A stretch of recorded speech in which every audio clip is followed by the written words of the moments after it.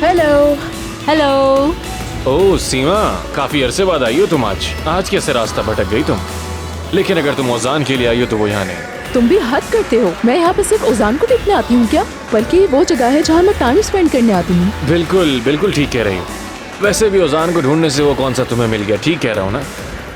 हाँ? सनम मैडम के family dinner में तुम्हारा क्या काम था? होश में तो हो?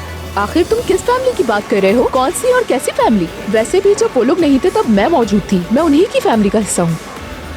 और हाँ, आलिया साहिबा के स्पेशली बुलाने पे मैं वहाँ गई थी। इससे तुम्हें क्या? अगर तुम वाकई आलिया साहिबा की स्पेशल गेस्ट थी तो फिर ऐसे क्यों एक्ट किया जैसे ओजान ने तुम्हें स्पेशली इनवाइट किया हो, बल्कि ऐसे जैसे तुम उसकी गर्लफ्रेंड हो?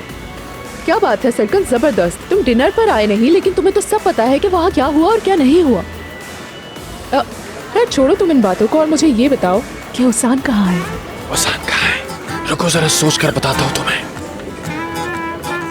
मेरे ख्याल से वो सनम मैडम के पास है। तुम्हें पता है ना, आजकल वो एक दूसरे से बिल्कुल अलग नहीं हो पाते। बताने का शुक्रिया।